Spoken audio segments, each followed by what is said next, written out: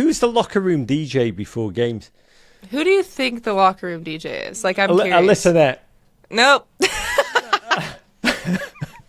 Again, last person I would pick that. But it's Pino. Shocker. It's Rog. And I'm joined via the magic of modern technology to someone half a planet away in New Zealand, a coffee foam smiley face connoisseur, Fortnite expert, and one of the most exclamation point footballers on your defending champion US women's national team, live from Auckland, New Zealand. Welcome back for Direct from Down Under, presented by Bud Light. Easy to drink, easy to enjoy. From your Washington spirit, it's Trinity Rodman. What is up, Raj? Trinity, it's so bloody good to see you, because we talked in September. A fascinating conversation, your career history, your first steps into the pro game, your relentless pursuit of improvement really stuck with me, the whole conversation. I encourage listeners, go back and listen. Be like Trinity, not like Rog. But at the end, you talk with real emotion about one of your biggest goals in your life, which was to be on the US roster for the World Cup. Well, here you are. You're in New Zealand with the team. How are you pinching yourself? Are you savouring it? How would you describe the Trinity Rodman mindset, the emotional state? I get this question a lot. I don't know. My head's scrambled all the time. And again, I keep saying I don't feel like it's really set in, and I don't think it will until our very first game, or even the time that I step on the field. But I don't know, from the call to arriving to being with the team to trainings, everything's been so amazing, and I've learned and grown so much in a short time, and it's just go, go, go. So I don't know. Your call was amazing, Trinity, because there was a lot of understandable emotions, tears, relief. Just wanted to call you and let you know that we selected you for the World Cup roster. Thank you so much. For a minute you were there, then it's like a switch just flipped and you were like, okay, let's go. Let's do this. Thank you so much, Blanco. This means the world. So I can't even explain it. But yeah, I'm locked in. I'm ready to go, and I'm just looking forward. I said this before, but I feel like it was the littlest amount of relief, but immediately my head clicked and I was relieved. This is step one. I shouldn't be relieved, or I shouldn't be comfortable yet. It's not until we get into the games and I make a difference, or I do something, is when I can feel accomplished or relieved or happy at that point, I feel like. And your squad ranges from 38 to 18. There's mothers with kids, and there's players who are so recently high school kids in their own right. What is the group dynamic like? Do you mostly hang out with those of your own age, or is it all just one big happy family? Yeah, it's so weird because you would think that it'd be very separate. Older players, middle-aged players, and then the younger players, but it's really not. I feel like this team is so unique, and it's taken me a while to get comfortable, but I feel like since we've been here, it's been kind of a bubble, and it's been very much US and us and nobody else, and I think it's been amazing to build those relationships and build those bonds, but I think our relationships with the older players it's so good, and I always say big sis, little sis, because I don't feel like it's a mom-daughter thing. I feel like it's almost we're all sisters and we bond in so many different ways, in a surprising way. But I find myself having conversations with every single person on the team so easily all the time, and we goof off, and it's awesome. I mean, what's the best piece of advice a veteran's given you? Something that's really stuck in your mind as you begin this remarkable journey? Failure isn't a setback. Failure is always part of your journey to succeed, and to be the best of the best, you have to fail. And then another one would be Who gave you that one? Pino and Kelly. Both of them kind of said the same thing in different ways. And then same for not straying away from who you are. There's tactics, there's game plans, there's principles, but you're here for a reason. You're here for your talent, and you have to utilize it. I know you're a massive gamer, someone who packs a PlayStation on the road. Who on the US squad gives you a run for your money? Honestly, no one. I knew you were going to say that. Actually, Lindsay just came up to me the other day and told me that she got, I don't know if it was an Xbox, but she just started playing Fortnite, and she says she's obsessed with it now. And I was like, now you understand. Like, people wouldn't think that you could get into it, but as soon as you play and get like a little bit good at it, it's like, okay, let's play again. Let's play again. Let's play again. So there's nobody on your level, like just no one even close to the Rodman abilities. I would say no. And my brother's like a really big gamer, and I feel like growing up with him, I kind of like always wanted to be on the PlayStation, like playing with him, so that also helped. So I would say I'm the best. I'm going to keep that title. Are you just killing the hours filming a massive archive of TikTok dances with Sonic? Yeah, I have a lot of saved TikTok dances. It's just finding the time to do them. Me and Alyssa Thompson have talked about, I don't know why I said Thompson, as if Alyssa Nair would do a TikTok with me. But I was like, when you started, I was like, wow. But yeah, I'm trying to get Alex to do one, and I'm going to figure out an easy enough dance for her to do, and that she's not overwhelmed, but hopefully incoming TikToks. You are one of 14 players for whom this is the first World Cup. Does it feel like a journey into the unknown for you? Kind of daunting at all? Or are you just like, you've got the confidence levels of Zlatan? You're like World Cup meet Trinity Rodman. Oh gosh.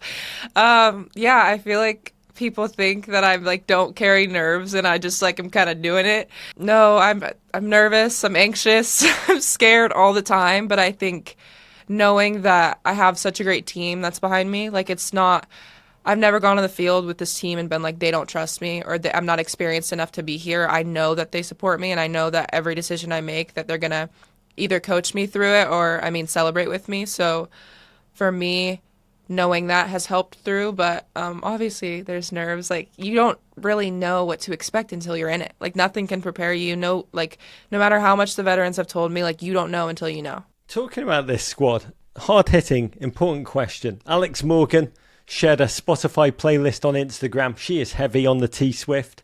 Yeah. But I want to know, first of all, who's the locker room DJ before games?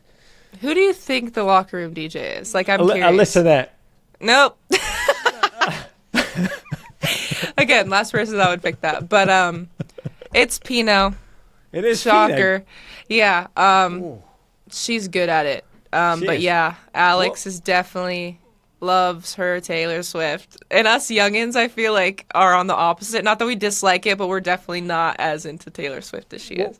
What's the song of the summer in that locker room? We've been just playing a lot of throwbacks. Like yesterday in the locker, or in the gym, we were playing like Disney Channel throwbacks.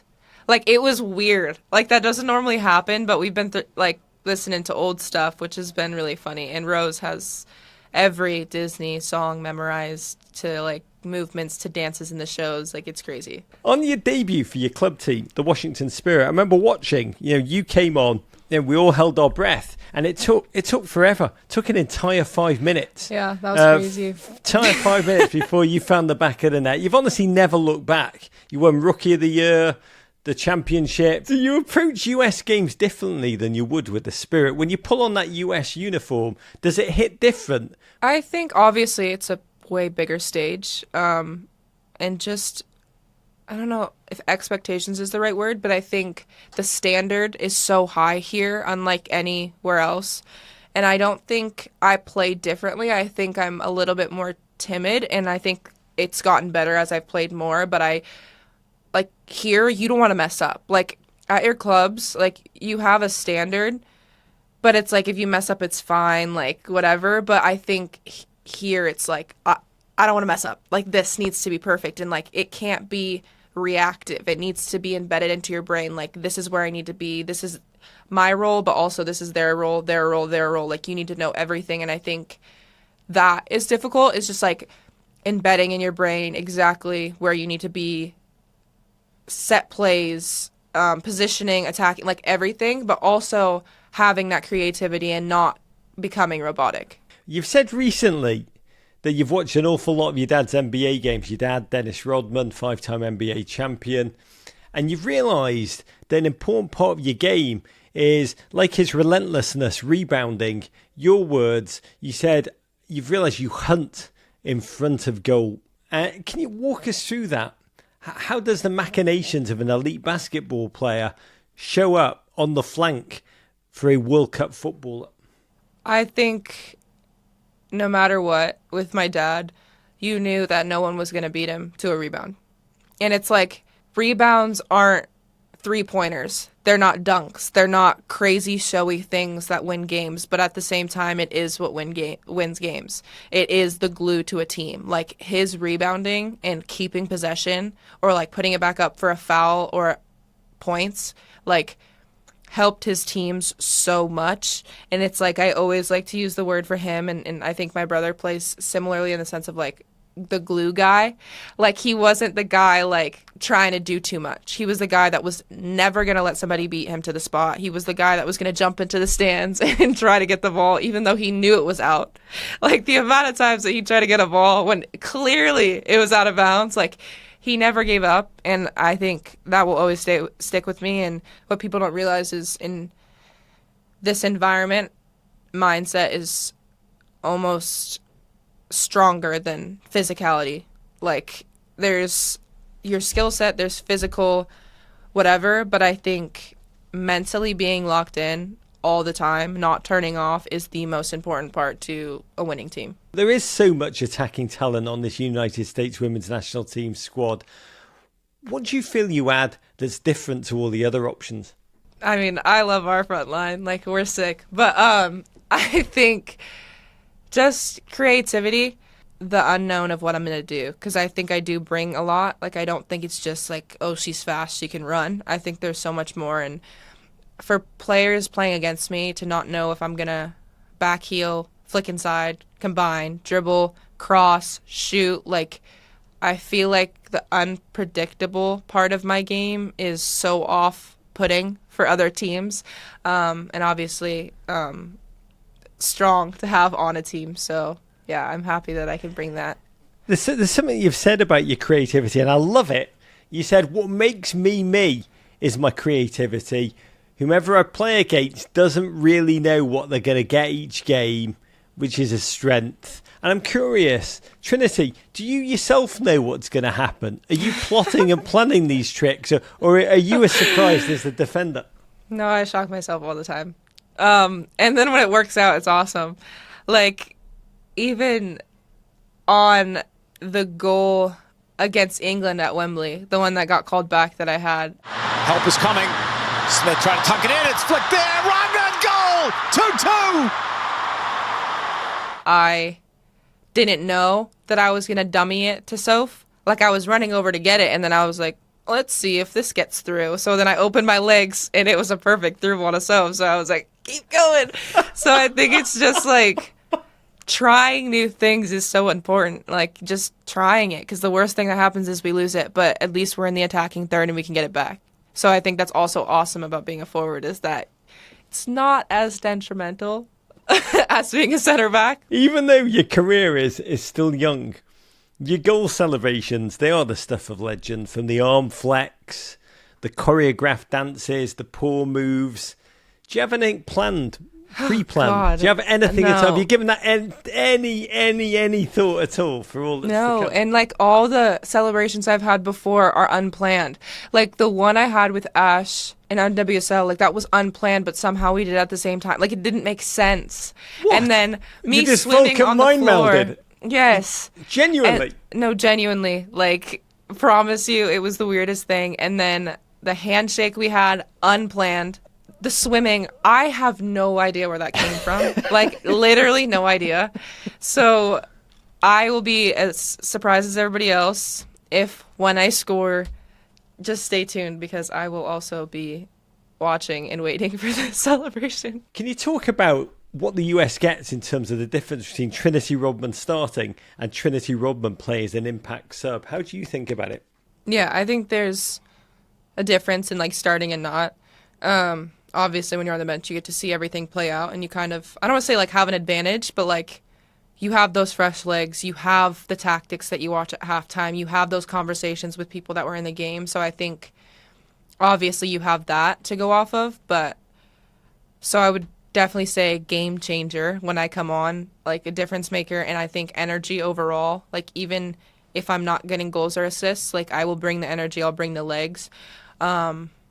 And I think starting, it's just being consistent and being turned on, but still being dangerous. I think, obviously, it's a little bit I don't want to say relaxed in the first half. Like, we want to start strong every single time. Like, that's our thing. Like, we want to get a goal as quickly as possible. But at the same time, it's kind of like reading the game and trying to figure out what works in the first half. Trinity, you said that this camp, this experience, this journey is all about focus, that you cannot turn it off for a second.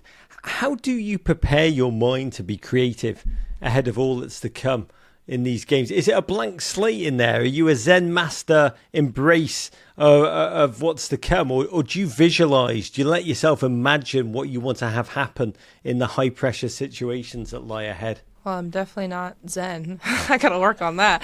I feel like my brain is just like all the time. But I don't know. I almost feel like it's the opposite. Like, I feel like the more I think, the more I don't play like myself. It's weird. Like, I feel like the more expectations I put on myself, the more I want to do in the game, the less I do. So I think going into the game, knowing what needs to happen, what I need to do, and then being me. Like, I think the best thing is when I'm completely, like, free-minded and just going. Trinity, to a lot of discipline and a tiny bit of chaos, please God. But I want to raise my Bud Light in toast to you. You really are a singular, tenacious, intelligent human wonder who's worked so bloody hard to be where you are in this moment. To you, your family, and to experiencing all you deserve to come. Honestly, blessed to be represented by someone as candid and as, frankly, terrifyingly talented as you are. Godspeed. I wish I had one. Just kidding. Just kidding. Courage. Listen to the full version of this podcast and all our podcasts wherever you get your pods. But first, subscribe here for more Men in Blazers videos. And courage. That's why